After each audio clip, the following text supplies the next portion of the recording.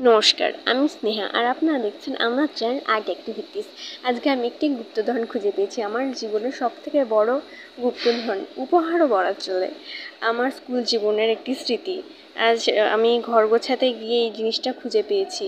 এই বক্সটা যে দেখছেন প্রায় 3-4 বছর পর খুঁজে পেয়েছি আমি। আমার ক্লাস 7-8-এ আমাদের স্কুলে সেলাইয়ের ক্লাস ছিল। সেলাইয়ের ক্লাসটা তখন ভীষণই বিরক্তকর এবং অসহ্যকর লাগতো। আর যেই টিচার সেলাই ক্লাস নিতেন তিনি ভীষণ খ্যাচার ম্যাচার করতো, মানে ম্যামের ওপর আমাদের এত রাগ উঠতো বলার মতন না।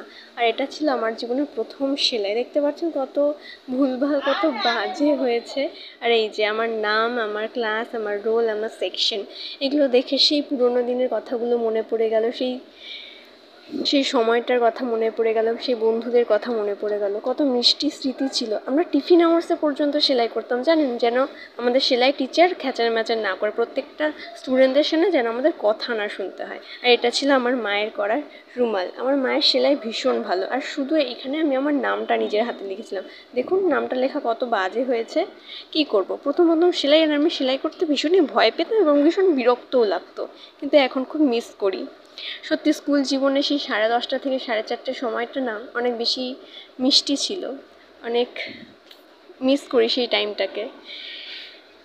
আর তখন এত ভারী ভারী বই, এত ভারী ব্যাগ আমাদের বয়ে নিয়ে যেতে হতো স্কুলে, ভীষণ বিরক্ত লাগতো। কিন্তু এখন না আছে কোনো ভারী ব্যাগ, আর না আছে কোনো টাইম ধরার রুলস। স্কুল জীবনে না আমাদের জীবনটা অনেক হালকা ছিল, ব্যাগটা ভারী ছিল ঠিকই, কিন্তু এখন আমাদের ব্যাগ হালকা হয়ে গেছে, কিন্তু জীবনটা অনেক বেশি ভারী হয়ে গেছে, যে সেই ভারটা নেওয়া আমাদের খুব কষ্টকর হয়ে উঠেছে।